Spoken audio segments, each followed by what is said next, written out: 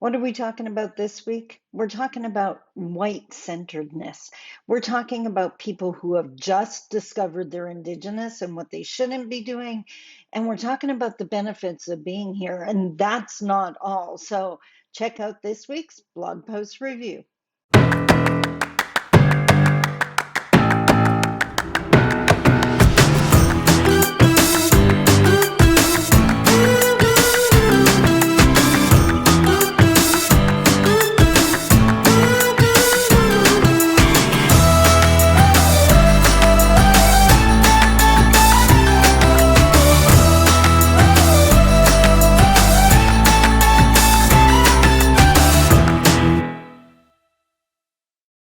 Bonjour, Mishko Paganon, Queen Adishnakas Mungdo Dem. Hello, everybody.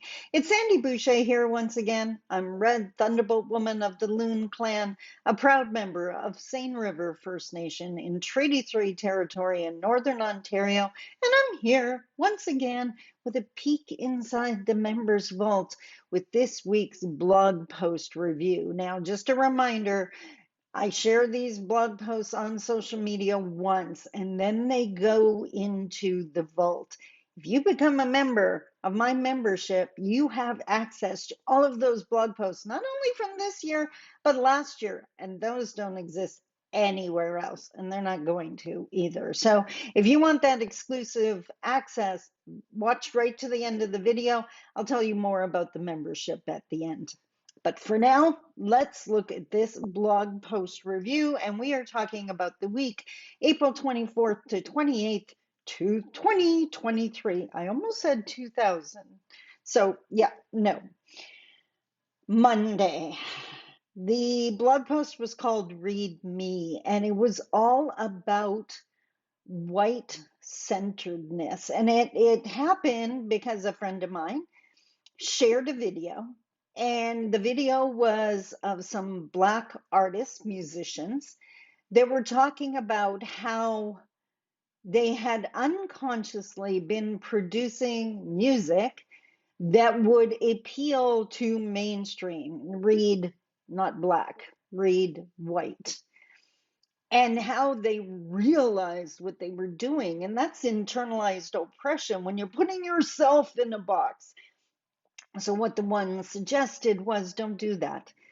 Produce your music as you would. Honor your spirit, your soul, be you. And so I shared, because by watching that video, I realized how many times I had been put in a box. Not this time, I wasn't highlighting the times I did it, and I've definitely done it, but the times like my editor of my first book telling me that I needed to explain who elders were or their significance because people wouldn't get that, meaning non-Indigenous people. There were so many examples I shared in the blog post, and I was blown away by how many times I was marginalized, not just as an overall reality, but in my face personally. So I just wanted to bring that up to the readers. And what kind of made me sad was to see how many people commented, just be you.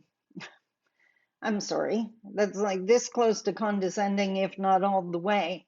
That is really easy to say when you have white privilege. And yes, I know how fair I am. I do have tons of white privilege. But that is so easy to say when you're not being marginalized. So we got to quit it with those comments because they sound like you're minimizing what I'm trying to share. And what I'm trying to share is the reality for many people who have not been heard. When you say just be yourself and minimize it, they're still not being heard. Okay, so that was Monday. That's the way to come out of the gate on the beginning of the week.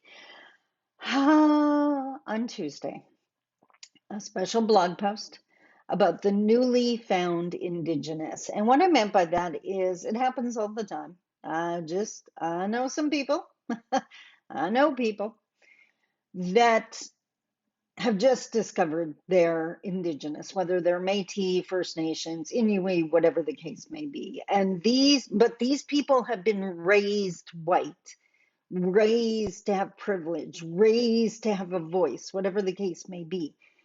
and they bring that into their Indigenous knowledge. It's like the kindergarten student on their first day trying to teach the class.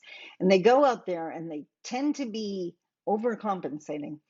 They are so angry. And I'm not saying Indigenous don't have the right to be angry. Hang on a sec.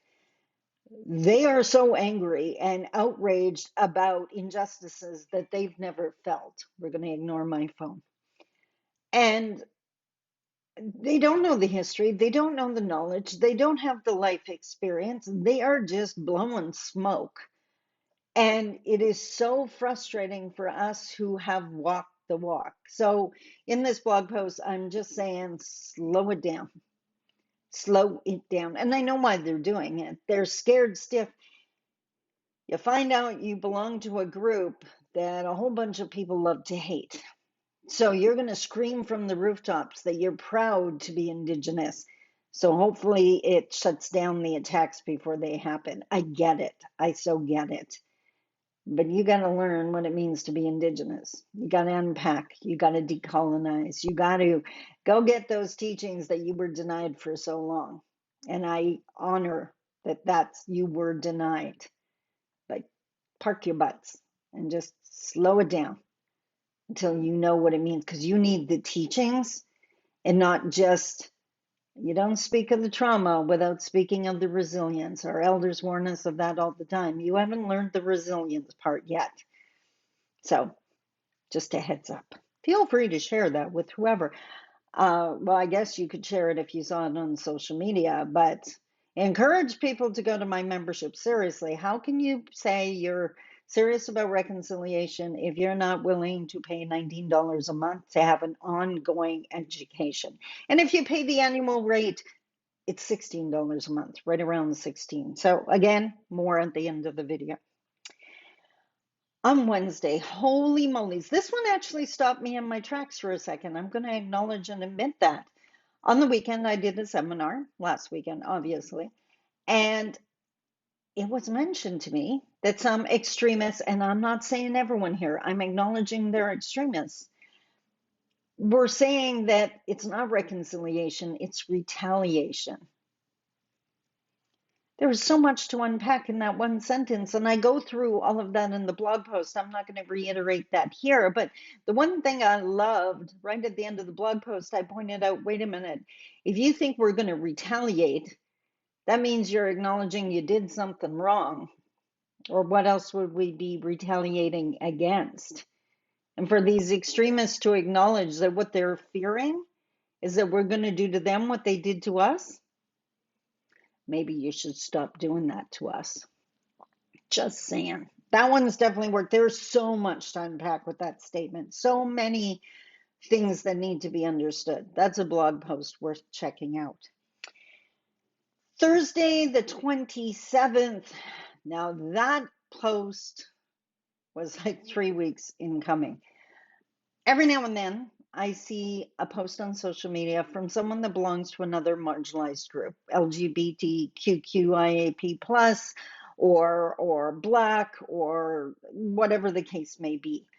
And often, as a marginalized person, I read it and go, wow, that could so easily apply to the Canadian Indigenous in Canada experience. But can I say that? I know I feel it. Should I deny my feelings? Well, that's not going to happen. That's not authentic. But can I say that? And after pondering it for a long time, that's what unpacking is. When I ask you to sit with something, that's what I mean. 3 weeks I sat with this. So don't think I'm asking you to do something I never do. I do it all the time.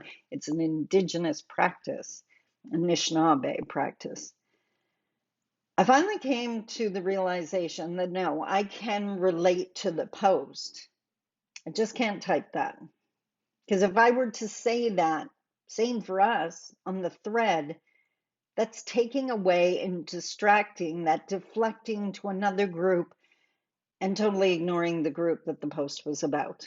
And I can share that post. But again, if I put in the header that this applies to us too, I'm taking the focus off the group that was trying so desperately to be heard and focusing it on Indigenous people. So in that post, I shared that I'm going to be sharing a lot of those because I think there's a lesson to be learned in each one, even if it's just a reminder that we're not the only marginalized hurting people. And I think it's a call out to the Indigenous people reading those posts. We recognize that pain. We know what that feels like. Why would we not be allies with them? My answer, of course, we're going to be allies with them. Like, we can't, if marginalized stuck together, we would get some stuff done. Last but not least, now this one was interesting. Isaac Murdoch, I shared it on my page ages ago. He was being goofy. He was being a smarty pants. And he wanted to do an acknowledgement that he's on Mark Zuckerberg's territory and was his territory, as in Mark Zuckerberg's, one first point, and two, that he received benefit from being there. And I was like, holy crap, that is exactly what our land acknowledgements have been missing. Those who do land acknowledgements, just acknowledging that this is our traditional territory without acknowledging it's still our territories is problematic. It's not a step towards reconciliation. Further, if you're not acknowledging that you benefit from being here, that you have a job and a voice, and in the political system you can vote, they actually listen to you because they're your political party. The fact that you can practice your faith, something that was denied us, we couldn't practice our culture and traditions. You got to acknowledge that, because in acknowledging the benefits, you acknowledging the hardships that are still faced by us today. So if you're going to do a land acknowledgement, make sure it acknowledges the benefits you receive from being here, the benefits so often denied to us. So there you have it. That is the quality of the blog posts that are in my membership. You want to understand reconciliation? You want to be an active part, whether you're Indigenous or not, because there's a lot of Indigenous pride in my membership. There's no attack for the non-Indigenous people worrying. There's no attack. I have no interest in shame or guilt, never have. But I'm not going to minimize the reality either. It's an educational process, one that you can take at your pace. You check off every time you read a blog post. You can leave it unchecked to come back and read it again, whatever the case may be. And you can take the time to ponder what you need. So more on the membership coming up now. I hope you enjoyed this week's blog post review, and I'll see you next week. I love you. Take care. Bye-bye. Hello again, you amazing person, you. It's Sandi Boucher once again, cutting in on my own video to tell you all about my brand new all-inclusive membership program. And seriously, if you like any part of my work, whether it's the blog posts and my writing style, my seminars, my speeches, my courses, you are going to want to be part of this. I mean, look at everything it includes. It includes my 2023 blog post that I'm reviewing in this video. It includes all of the blog posts from 2022 that you can't get anywhere else. And the best part, look at this. You get to read whichever one you want in whatever order you want, based on the day, based on the title. It's totally up to you. You check it off as read and come back as often as you want. Talk about honoring your path and you doing this your way. On top of that, the entire 52 Steps to Reconciliation video set is available in the membership. Again, the only place you can find it. And again, watch it in whatever order you want to.